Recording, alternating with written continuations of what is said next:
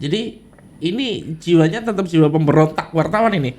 Tetap Iya betul, kan, Pak? iya. Artinya kalaupun tadi saya bilang jadi wartawan itu kan hanya sebuah label yang berubah, tapi jiwanya mengalir darah wartawan di situ dan terus kesetaraan Kalimantan Timur harus tampil.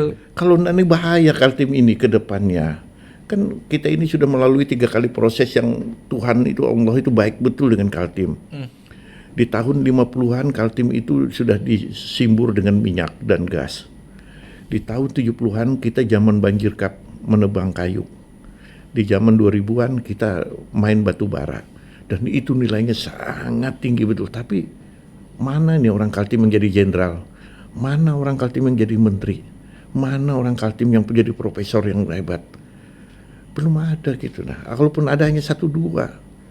Itu yang saya, aduh kenapa gitu ini dan saya menganggap ini IKN dengan segala kekurangan dan kelebihannya, ini kan anugerah keempat, kesempatan ini kita nilai tawar kita gitu. Nah, Bapak catat betul ini fase-fase ini ya. betul. Zaman minyak, zaman kayu. Ya, minyak itu dulu ada 2 kota di Kaltim itu dulu yang hebat, namanya Sanga-Sanga dan Samboja. Saya kecilnya di Minyak Samboja. terbagus.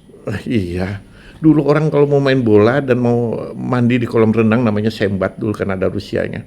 Itu orang mandi orang Samarinda harus ke Sanga-Sanga, orang Balikpapan sekitarnya harus ke Samboja karena di situ ada 2 fasilitas.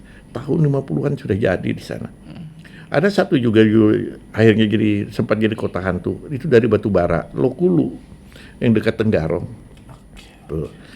Tahun 70-an kita main kayu. Mana sisa kayu tuh hanya ada 1 pengusaha kayu yang masih tersisa sekarang. Hotel Senyur itu Pak Yostomo.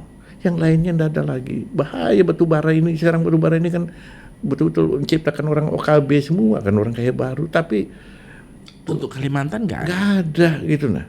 Nggak ada gitu. Dan IKN ini adalah yang keempat gitu. Apa ya kalau boleh kebangkitan atau potensi Kalimantan Iya, Timur yang keempat. Minyak, kayu, batu bara, IKN. Dan Pak Rizal mengambil momentum ini agar tidak ada seperti yang terdahulu, nggak ada manfaatnya untuk Nggak ada Kalimantan. manfaatnya gitu. Oke. Banyak sekali. Ada satu juga di minyak ini yang kita lama saya juga dengungkan itu misalnya. Itu dulu ada semangat semua usaha yang di Kaltim harus kantor pusatnya di Kaltim. Bahkan dulu Bupati Kutai begitu minta di kantornya. Kenapa? Karena banyak sekali pembayaran itu termasuk gaji di Jakarta. Apa implikasinya bagi Kaltim? DBH pajaknya yang dapat DKI Jaya, bukan Kaltim. Padahal dia kerjanya di Kaltim, tapi karena gajinya dan segala transaksi dibayar di Jakarta, maka pajaknya di DKI. Coba ironisnya kita. Iya. Coba gitu ironisnya. Dia kerjanya di Kaltim, dibayar di Jakarta. Lalu dia bayar pajak penghasilannya di Jakarta. DBH-nya yang dapat DKI. Celakanya kita itu. Oke. Isi kepala yang tadi disampaikan ini kan konsepsi besar. Iya. Dan Pak Rizal tidak sendiri nanti menjadi wakil daripada Kalimantan Betul. Timur. Akan ada 8 kursi. Ya, ada 8 kursi. Gimana ini mengkonsolidasi? Oke, saya agak abaikan lah soal visi misi. Nanti bagaimana mengkonsolidasikan ini hingga kemudian perwakilan dari Kalimantan Timur ini benar-benar solid, Pak, memperjuangkan Kalimantan Timur. Ya, menurut saya ini kan kalau ini sebenarnya kan semangat seperti ini sama lah, misalnya calon anggota DPR nanti dari Golkar, dari ditanya itu pasti sama. Tinggal strategi perjuangan yang mungkin harus diperbaiki. Misalnya kita nanti minta bantuan misalnya dari Universitas Mularman, ITK, Mulia, Uniba. Coba dibuat konsep itu nanti kita yang berjuangnya. Jadi kan supaya sama-sama begitu. Plus DPD nanti ya. Iya, DPD segala ya kan begitu. Tidak bisa sendiri-sendiri karena kan kecil kita. Gitu. Tapi ini ada senjata kita IKN gitu nah.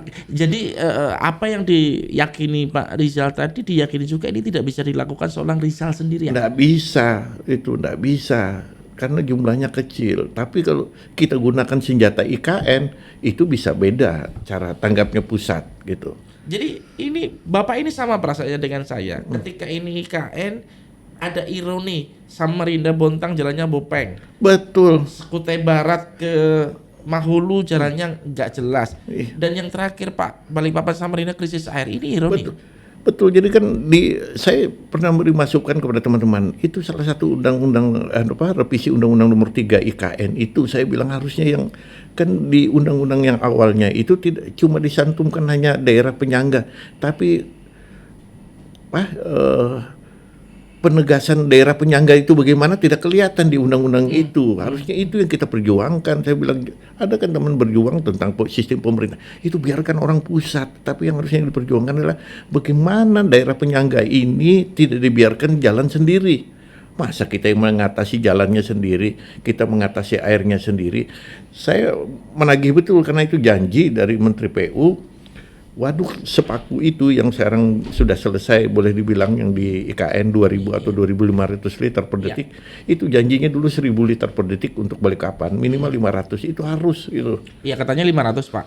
500. Cuman kan jaringan dari sepaku. Itu juga harusnya tanggung jawab PUPR, jangan dibebankan ke daerah dong. Ini kita penyangga, memang tuh mahal. Kan pipa distribusi transmisinya itu mahal. Harusnya satu paket dong, jangan airnya aja. Ini sudah ada air, ambil sendiri.